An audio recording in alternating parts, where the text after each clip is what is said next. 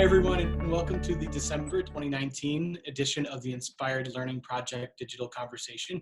I'm John Clements, one of the co-principals at Nipmuc Regional High School, and I'm joined by two of our Inspired Learning Project co-founders. First, Marianne Moran. Hi, everyone. I'm Marianne Moran. I'm co-principal at Nipmuc with John. Hi, everyone. I'm Maureen Cohen. I'm the Assistant Superintendent in the Mendon-Upton Regional School District. Welcome.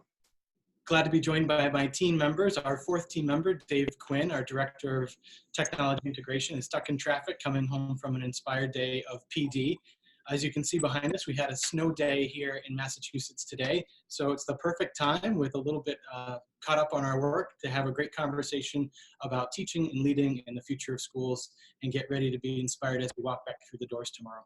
And no better guest to do that than our guest that we're welcoming today.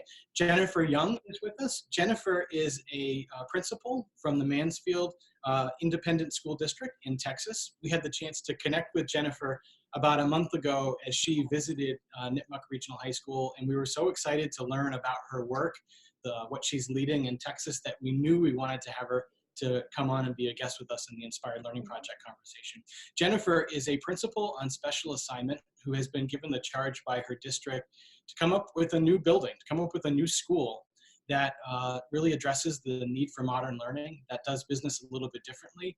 And so she is currently in the midst of a 2-year process of researching, designing, creating, and bringing to life an inspired vision for learning in Mansfield Independent School District. We were so intrigued with this challenge and excited, and we had so many questions for her about her work that we were excited to have her join us. So Jennifer, welcome.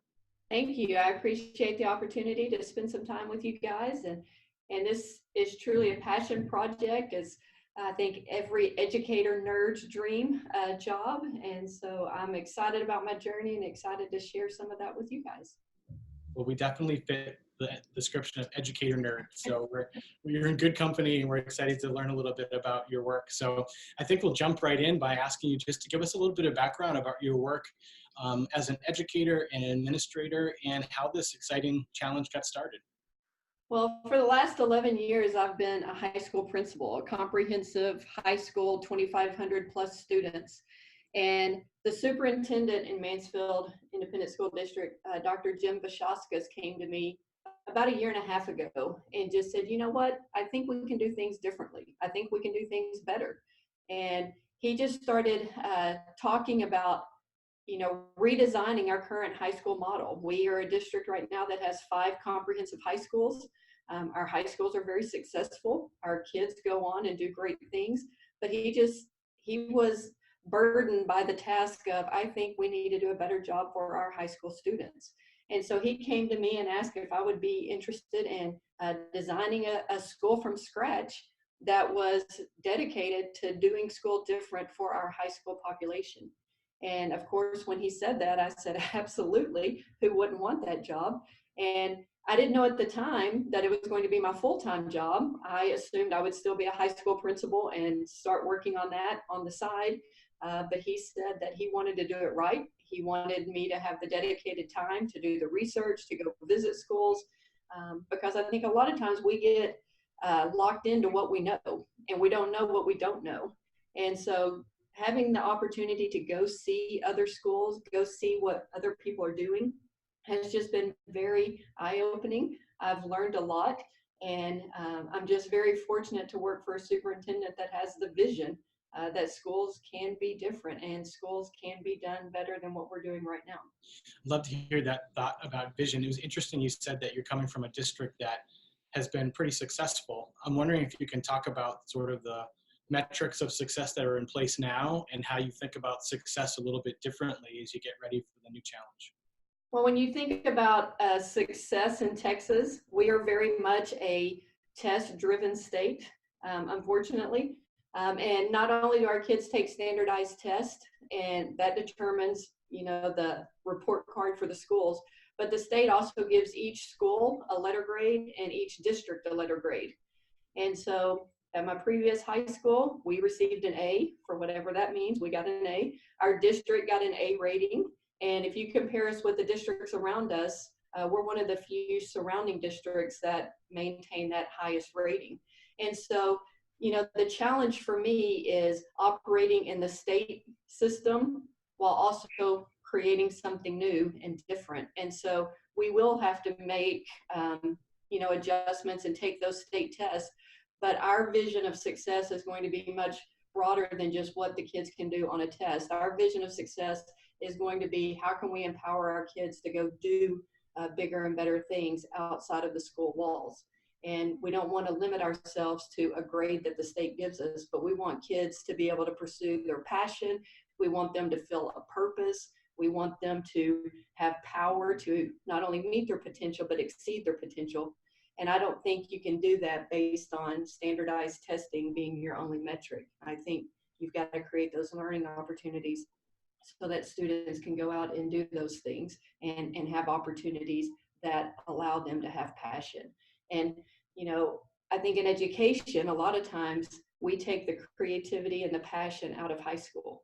They have it in elementary school, and it's like as they matriculate through the system, they start losing that passion and that sense of purpose. And so I think we have to be very intentional in creating those unique learning opportunities for them, so that education is fun and learning is fun, and they can be creative and they can be passionate about what they're doing.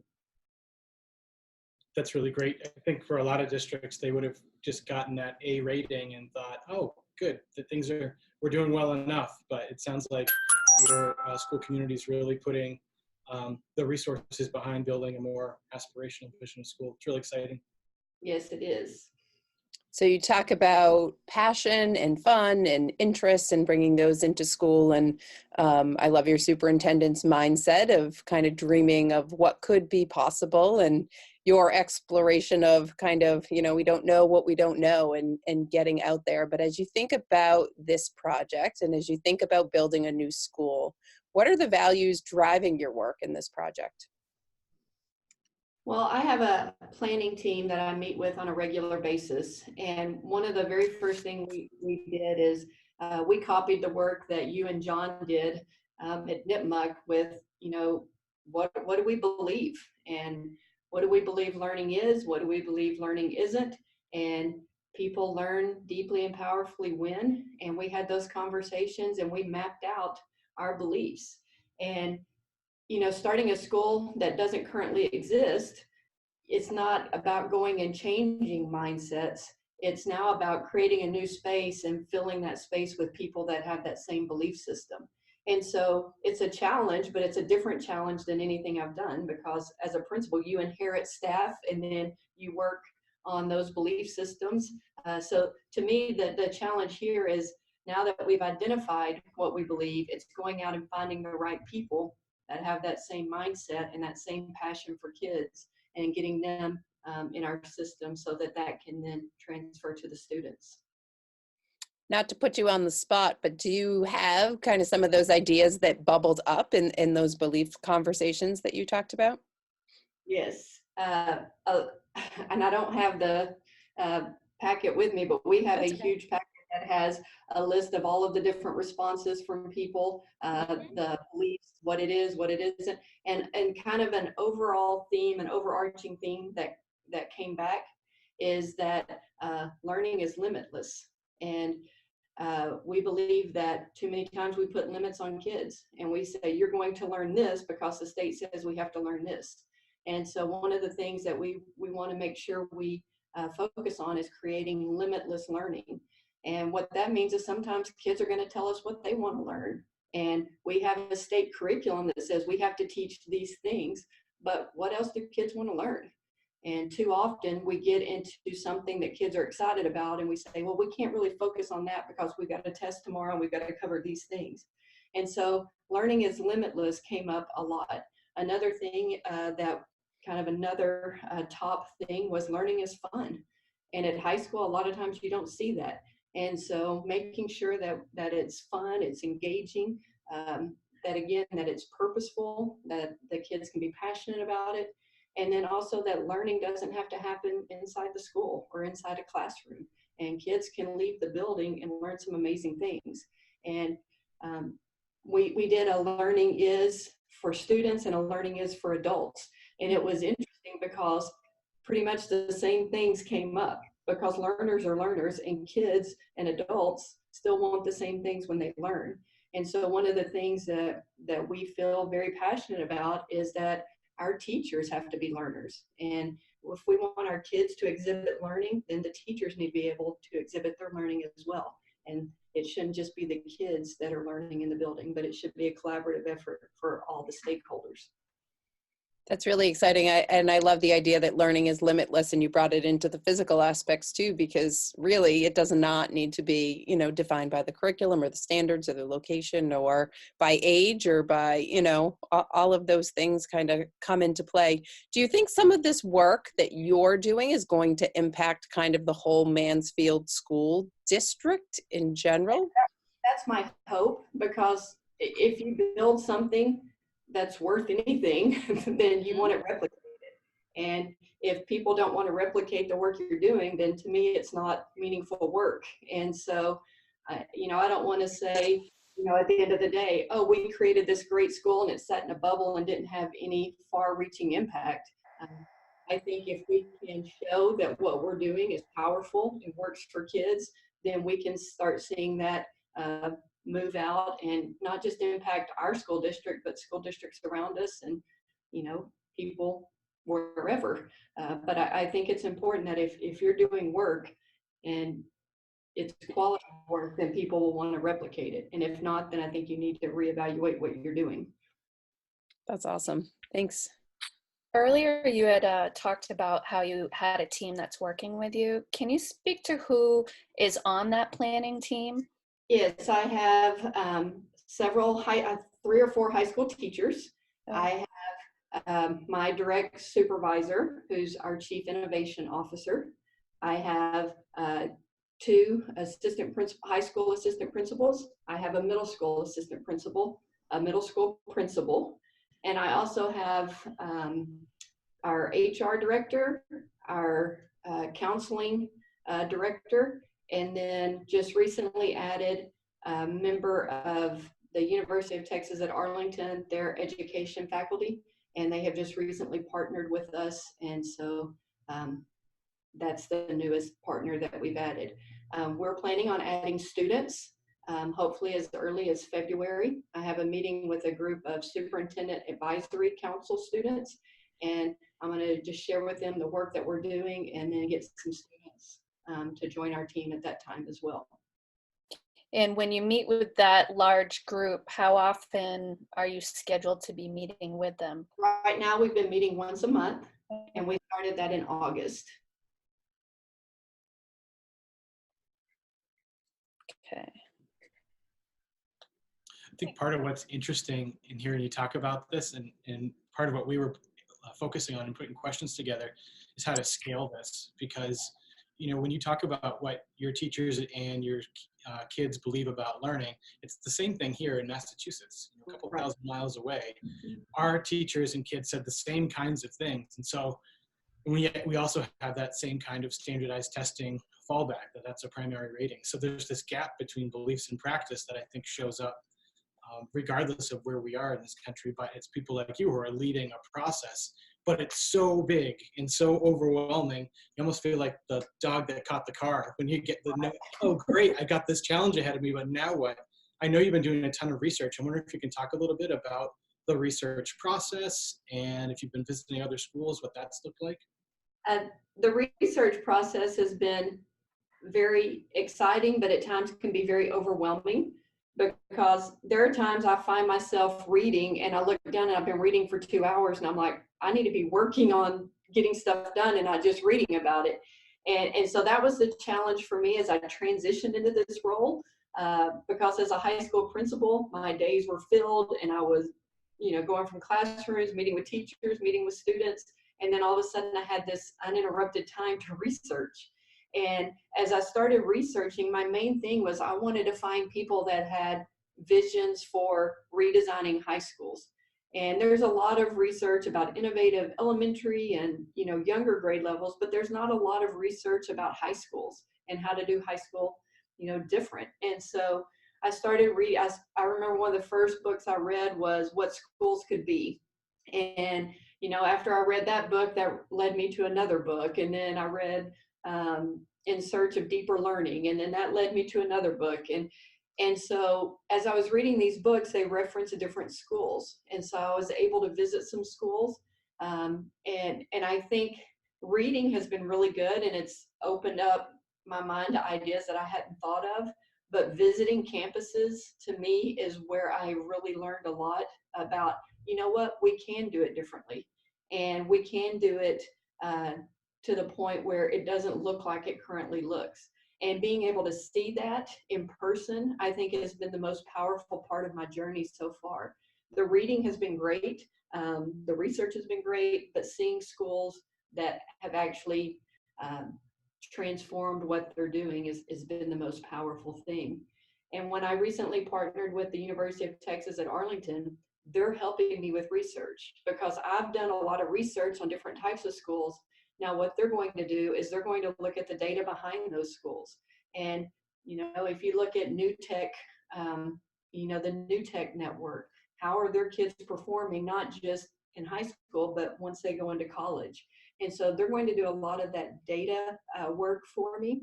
And that's going to be, you know, very helpful as we start looking into, you know, what exactly we want to do.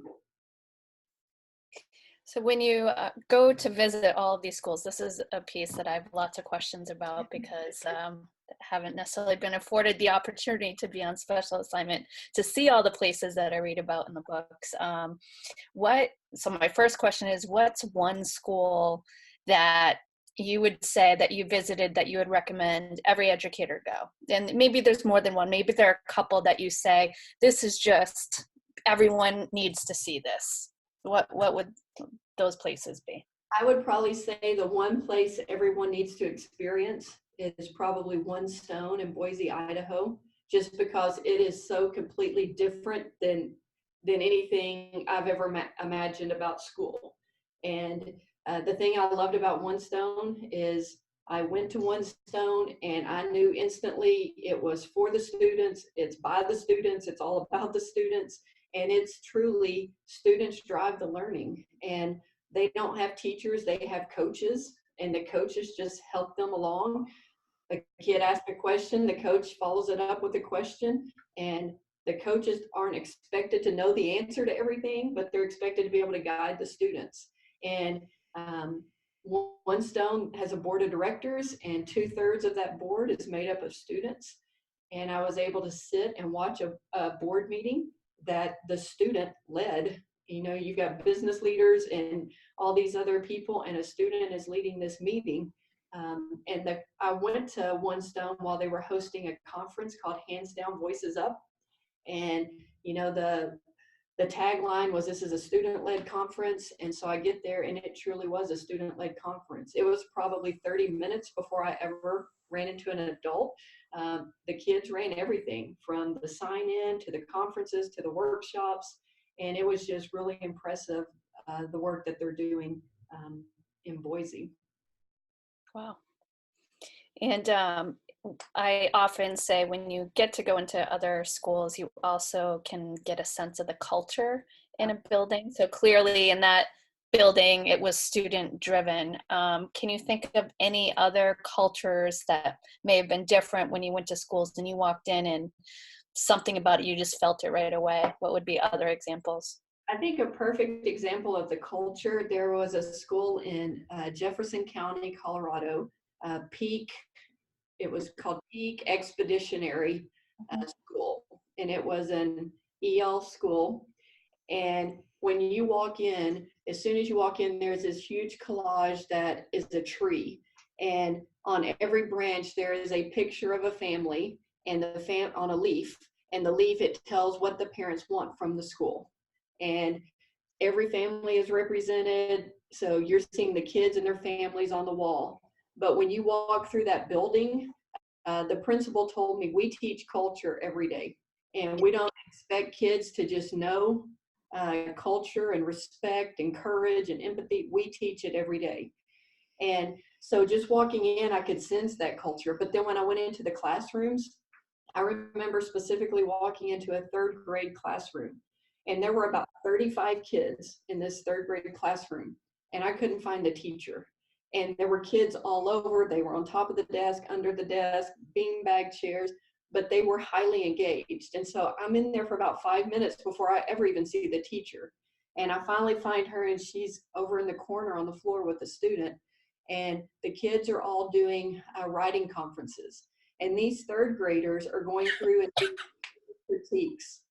And as I sat there and listened to the peer critique, I was blown away by what these third graders were able to do.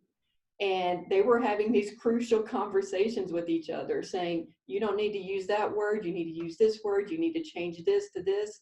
But it was all through that respect. They were empathetic with each other. They had courage to speak to each other and knew that it was a safe place. And so, you know, when I think about the culture of a school, that's the one that stands out to me most. Thank you very much. One thing you had mentioned the book In Search of Deeper Learning, and one piece that jumped out for me in that book was how different types of schools were kind of categorized. Right. And so you're getting to see all those different types of schools. Would you agree? I don't know if you recall that book, but would you agree with some of the categories? So they had like no excuses high, or I'm trying to think the other one, you know, some that are just focused solely on project-based learning, or then you have design thinking. You kind of wonder how do you get it all? Right. What's the best? And I like that you're going to have some pieces of finding out more about how do you know it's working? But did you see alignment with those different categories when you went to the different types of schools? Well, I think the best thing for me is I read that book early on before I did a lot of school visits. Okay. And they talk about, in order to have deeper learning, you have to have mastery. There has to be an identity, and there has to be creativity. Mm-hmm. And so just having that fresh in my mind, I kind of viewed the schools from that lens when I went into those schools. And I went to the high-tech high system in San Diego, and I went through an elementary, a middle school, and a high school in the high-tech high association. And I saw, you know, the three examples of mastery, identity, and creativity, because kids were learning, they were mastering a skill or a content, but they were creating, and they were creating stuff that they were interested in. And so I was glad I'd read that book prior to doing a lot of these visits, because I could look for those three pieces of the learning, you know, pie, I guess. Great, thank you. We were really fortunate that we had the chance to interview the authors of In Search of Deeper Learning, and also we had the chance to interview Chad from One Stone. We'll make sure when we post out this discussion that we put links to it in case anyone wants to follow up and learn a little bit more about it. So you mentioned about the culture that you were seeing in schools and opportunities where there were really student-led, both governance and student-led learning. Were there other things that piqued your interest in some of the schools that you've been to? I went to a school in Bellevue, Washington, the Bellevue International School, and it's a 6 through 12 school, very high performing school, you know, one of the top in Washington, and, you know, always rated high in all the magazines about top high schools. And when I walked in, one of the things that struck me was how seamlessly they use technology. And kids use technology in art class, in science, and it was just woven into everything that they were doing. And so I was very impressed by that. But I was also very impressed with their continuity of curriculum. They have kids 6th grade through 12. They have them for 7 years. And for 7 years, they take a language. For 7 years, they take the same courses for 7 years. And so they are able to go really deep with the content, and that gives them opportunities to create and to be innovative, because they have that 7-year window to cover everything that they need to cover. And so the way that they had just developed their curriculum and the way they use technology was really impressive to me. So cool. The things you've gotten to see is wonderful. And I think it's probably exciting for you, but probably also a little overwhelming to capture all these ideas and then think about how to make them actionable in your own community. When I get home, I always do a debrief and just type out everything and go through my notes and just revise my notes. And because there's so many great things that I don't want to lose any of that. But then also trying to say, okay, this might work here with what we're doing, and this might work here, and just trying not to get so overwhelmed with ideas that we don't move forward. Sure, absolutely. In your future planning, what do you think might be some of the biggest hurdles you'll have to overcome? You know, I think one of the hurdles that I don't know if a lot of people would think of this, but I think one of the hurdles is going to be with parents. Because our parents in our community are very GPA driven, very class rank driven, very, we got to get into the top college driven. And, you know, I want kids to want to come to the new school with just that different belief that it's not about a grade. And so I think kids are going to be great with that. But I think convincing the parents that you don't have to get a grade every week to know that your kid's learning. And so I think that's going to require a lot of work from me on the front end, just explaining what we are and what we're about. But I think that'll be a big shift for a lot of our parents. Mhm. You talked a little bit about at the beginning, and I don't know if this will be a hurdle or not a hurdle, or just something you're really excited about in building your school, is the team of educators or the team of professionals that you're going to bring on board that share the same vision and who are going to kind of bring this vision to life. What are your initial thoughts about how you go about building this team and getting the right people on the bus? Well, I think I have a few key people already identified, but just casting a wide net and not just waiting on people to come apply, but going out and finding people that we know are innovators that are willing to shake it up and do it differently, and just people that aren't just their traditional mindset. And so I think I'm going to have to be very intentional about seeking people. And, you know, I've been in this area my entire educational career. And so I know a lot of people in different areas and different schools, but just finding those people that are the ones that can be okay with different, and then just not just sitting back and just saying, well, only these 20 people applied, so we'll take the best one, but really going out and finding those innovators that are out there that are just dying for a chance to do something different and outside the scope of a normal traditional classroom setting. Yeah, it'll be interesting to watch your process and kind of hear, you know, how you go find them. Because, you know, if you're not waiting for them, so it's not traditional interview questions, or, you know, to find those characteristics and those qualities that will bring the vision to life. Can you, as we come to a close a little bit, give us some insight into kind of your next 6 months, the next year, beyond that, kind of what are the steps you're taking or planning? You may not have it all nailed down yet, but what are you thinking about? Well, in March is kind of the next big milestone. I've been meeting and presenting in front of our school board the last several months, just kind of where we are in the process. And then in March is when I'll have my next school board presentation. And at that presentation is when I'm going to really kind of lay it out. It's like, this is what the school is going to be. This is what we're going to look like. This is kind of, I've been talking about it in vague terms. It's going to be different, but this is what it's going to look like. Mm-hmm. So that will happen in March. And then once that happens in March, assuming they approve all of that, which I think they will, but once that is approved and I've been given the green stamp to move forward, that's when we'll start looking for a few staff members to help officially in terms of being maybe the academic dean or the academic associate principal that will work with me. And so I'll add a few staff members at that time. And then we'll spend the next year really fleshing out how we're going to get, we're repurposing a building. So a current school is those kids are going to go to different campuses, and we're going to then move into that building. So then it'll be about how are we going to reconfigure that building to make it fit the needs for our new school. And so then that next year will be about designing that, getting the campus ready, and then the application process, the curriculum process, and all that goes in with that.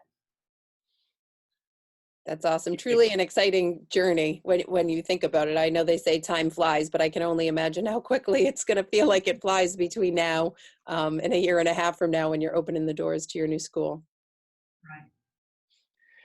It must feel a little overwhelming, but I've got to say, since we met you, I can see why you're in this position. I think you need someone who has a really strong belief system about teaching and learning and what schools can be and the potential of that.